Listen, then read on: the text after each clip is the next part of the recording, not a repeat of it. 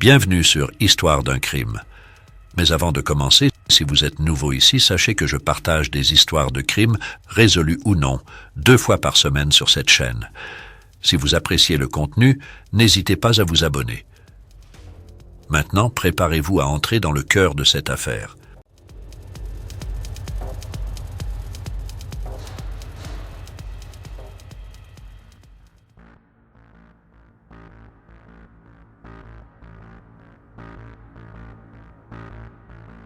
Notre histoire se déroule à Nashville, aux États-Unis, où nous rencontrons Holly Williams, 33 ans, et William Lanway, 36 ans.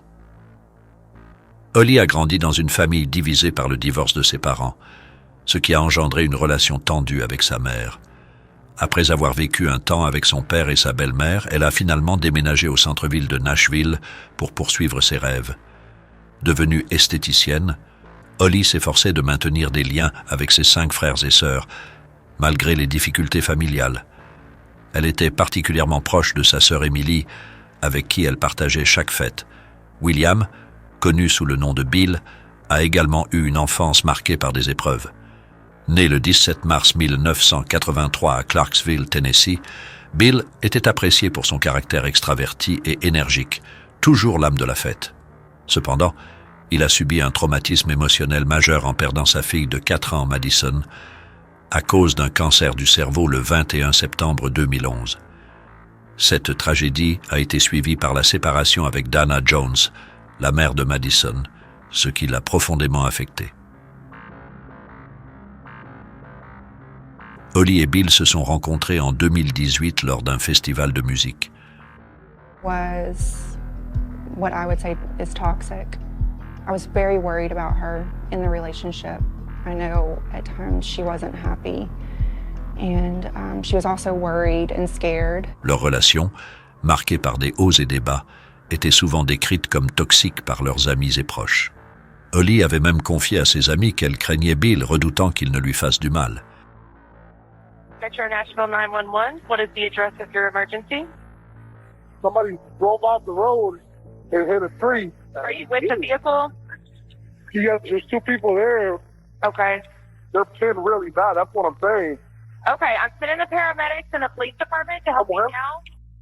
Peu après un appel au 911, la police de Nashville s'est précipitée sur les lieux d'un accident. À leur arrivée, ils ont découvert une voiture accidentée avec à son bord un homme et une femme, tous 2 morts depuis plusieurs heures. Les détectives allaient bientôt découvrir un enchevêtrement de secrets autour de cette scène de crime. Les corps avaient été intentionnellement positionnés. L'homme était coincé à l'avant, le visage contre le sol et les pieds en l'air, tandis que la femme était entassée à l'arrière. Ce n'était pas un accident ordinaire, mais quelque chose de bien plus sinistre. En retirant les corps du véhicule, il est apparu évident que les 2 victimes avaient été mortellement blessées par balle. Il n'y avait ni douille ni téléphone portable sur les lieux. Les rapports d'autopsie ont confirmé qu'ils étaient déjà morts avant l'accident. Les autorités ont rapidement identifié les victimes comme étant Holly et Bill. Les rapports d'autopsie ont révélé que Bill avait subi 2 blessures à la tête, dont une près de la tempe droite, tandis que Holly avait été touchée à la tête et à la poitrine. La blessure à la poitrine n'avait pas causé la mort immédiate de Holly. Elle avait survécu un certain temps avant d'être de nouveau touchée à la tête. En revanche, les blessures de Bill étaient fatales et l'avaient tué instantanément.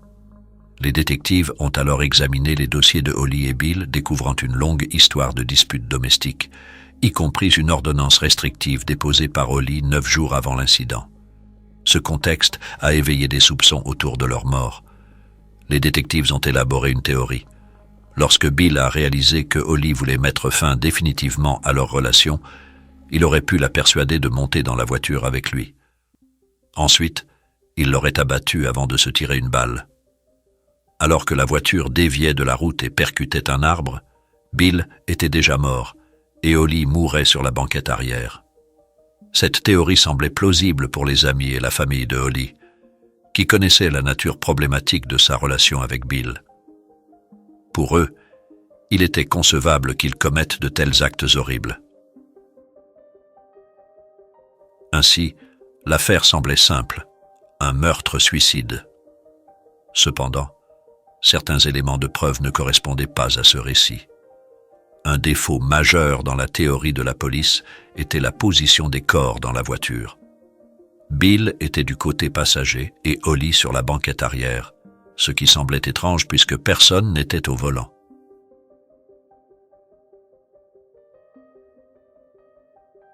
L'idée que l'accident ait projeté Bill à travers la voiture paraissait hautement improbable, suggérant plutôt que quelqu'un d'autre conduisait.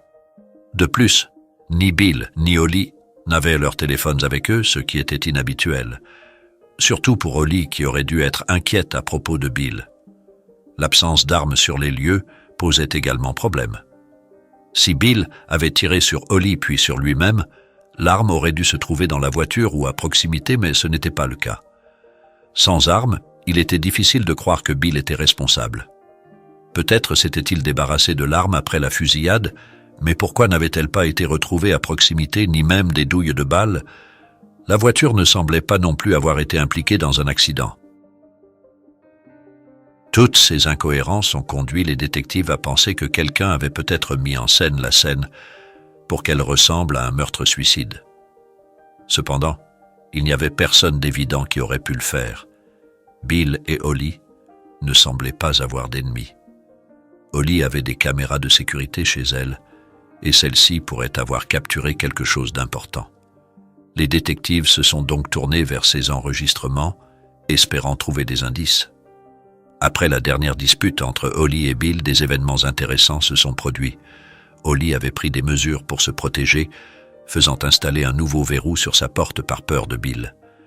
Peu de temps après, Bill avait essayé de s'introduire dans son appartement, mais n'avait pas réussi à cause du nouveau verrou. Heureusement, Holly n'était pas à la maison à ce moment-là. Ensuite, un groupe d'hommes s'est présenté à la porte de Holly, l'un après l'autre, demandant après elle par son nom et essayant de cacher leur visage aux caméras. Le 10 mars 2020, 3 hommes vêtus de noir et avec leur visage couvert se sont présentés chez Holly. Ils criaient son nom, affirmant qu'ils voulaient simplement parler.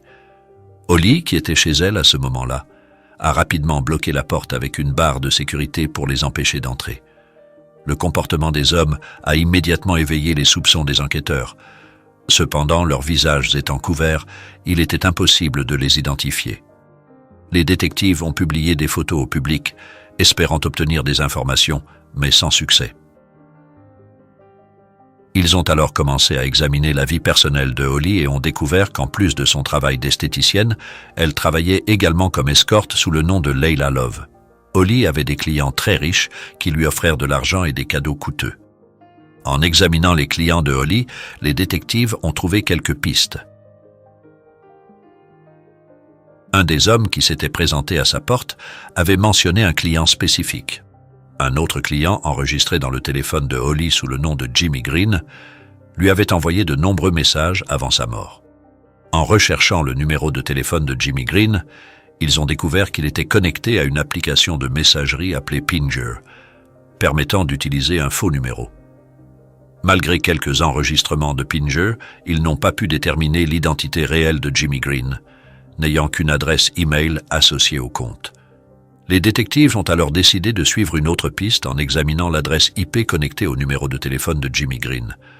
Après de nombreuses recherches, ils ont finalement trouvé le téléphone associé à l'adresse IP, appartenant à un homme nommé Adam Carey.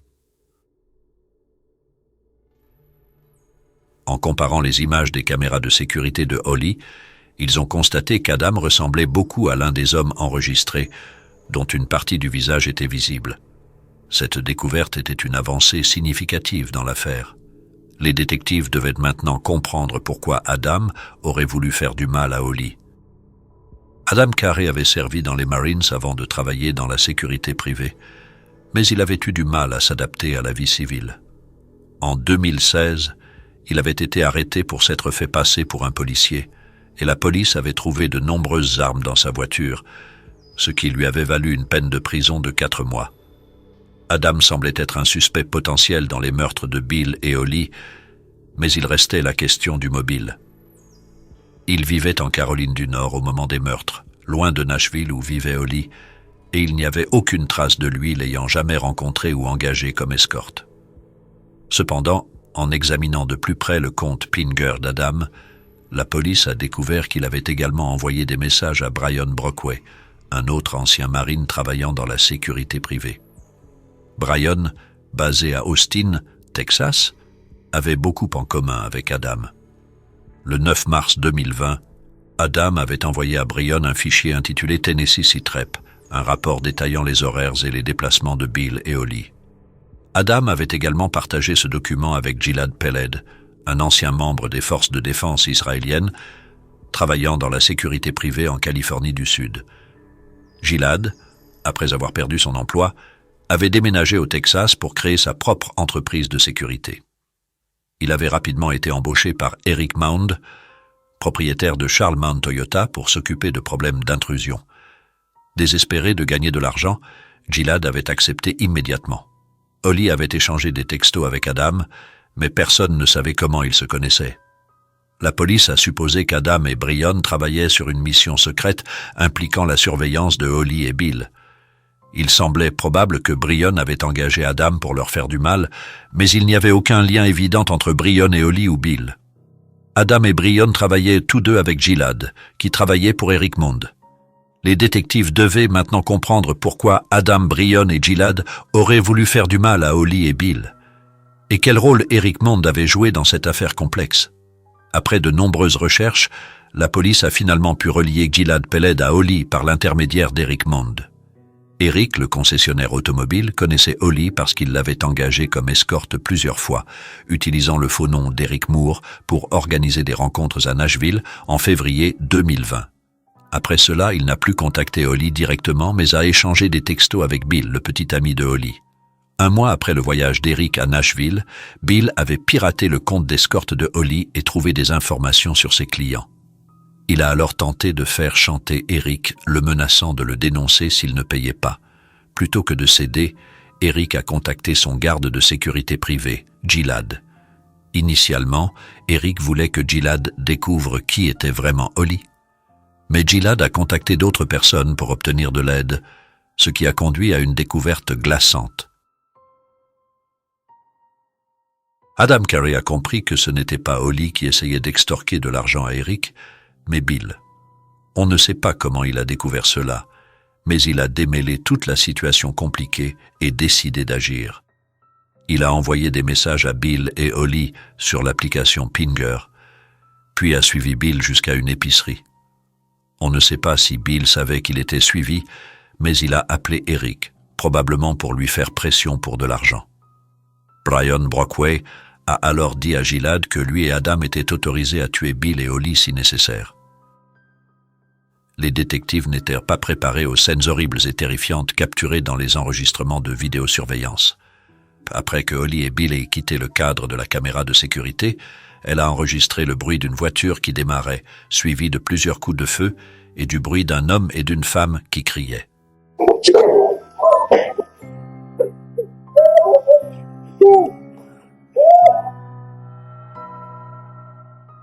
Personne dans le complexe d'appartements n'a entendu quoi que ce soit. Tout a été capturé uniquement par la caméra de sécurité. La police a élaboré une nouvelle théorie basée sur ces images. Ils ont supposé qu'Adam et Brian avaient attaqué le couple juste après leur sortie de l'appartement, tirant intentionnellement sur Bill car il était à l'origine du chantage. Ensuite, ils ont accidentellement touché Holly à la poitrine. Réalisant qu'ils avaient 2 corps à éliminer, ils ont conduit la voiture de Holly jusqu'à un site de décharge. Une fois sur place, ils ont réalisé que Holly était encore en vie. Alors, ils lui ont tiré une nouvelle fois dessus, cette fois à la tête. Ils ont laissé la voiture en mode conduite, permettant ainsi qu'elle roule dans les bois. Les images de la caméra de sécurité d'une station-service ont montré Adam et Brian conduisant vers Memphis, Tennessee, après les meurtres. Adam a déposé Brian à l'aéroport de Memphis, puis Adam est retourné en Caroline du Nord. Le FBI a découvert qu'Eric Mound avait payé près d'$1 million aux 3 tueurs. Malgré l'enquête complexe, la police manquait de preuves directes liant Eric au meurtre. Ils avaient besoin d'une confession pour prouver que les meurtres étaient prémédités et autorisés par lui. Plutôt que d'interroger immédiatement les suspects, Ce qui pourrait les alerter et les pousser à fuir, la police a élaboré un plan impliquant le frère de Brian, Chad Brockway. Chad a accepté de coopérer avec l'enquête et est même allé sous couverture pour recueillir plus d'informations. Some of the problems that we ran into last time, we had to take them at the same time, dude. She wound up still breathing. He finished it in the back seat. And you got my respect. I totally got my respect for that. Yeah, a lot of guys with females. Now you'll probably.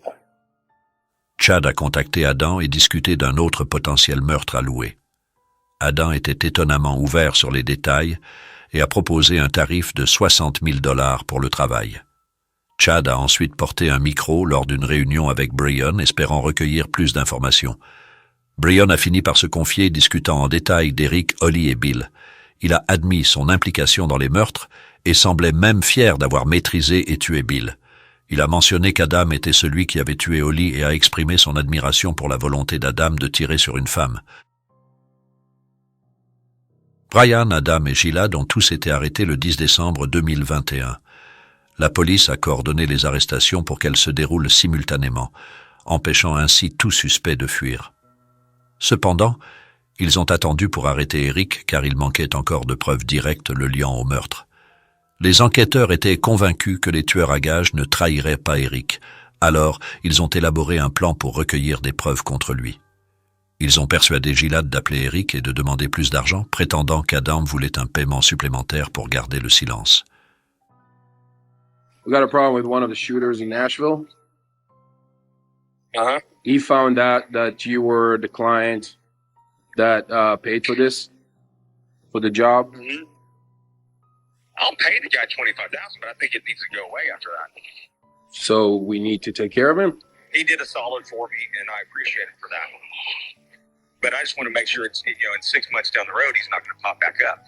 Honestly, I think I'd rather take care of it permanently, and then I'll just run 150 through Spear Tip, like we did last time. La réponse d'Eric à l'appel de Gilad l'a incriminé, confirmant à la police qu'il avait bien commandité les meurtres.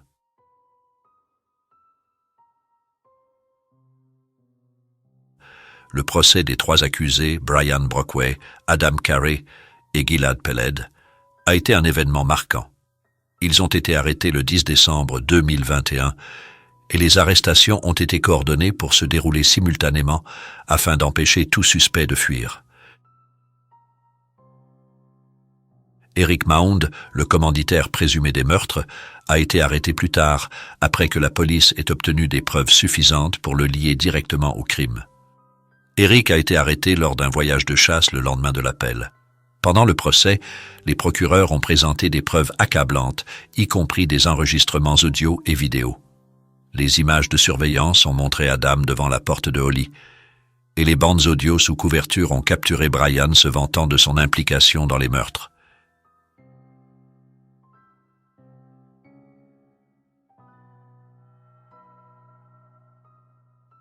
Gilad Peled a été un témoin clé pour l'accusation, expliquant qu'il s'était impliqué en raison de difficultés financières causées par la pandémie de Covid-19. Les preuves les plus marquantes ont été les enregistrements vidéo montrant Bill et Holly se faisant tirer dessus, ainsi que les enregistrements audio de Brian discutant du meurtre de Holly. Ces éléments ont permis de démontrer la préméditation et la brutalité des actes commis. Le jury a finalement reconnu les 3 accusés coupables et ils ont été condamnés à de longues peines de prison. Brian Brockway a été condamné à 25 ans de prison pour son rôle dans les meurtres. Adam Carey a reçu une peine de 30 ans de prison en raison de son implication directe dans les meurtres. Gilad Peled a été condamné à 20 ans de prison, ayant joué un rôle clé dans l'organisation du complot. Eric Maund, le commanditaire des meurtres, a été condamné à la prison à vie sans possibilité de libération conditionnelle, en raison de la gravité de ses actions et de son rôle central dans l'affaire. Ces peines reflètent la gravité des crimes commis et la préméditation démontrée tout au long du procès.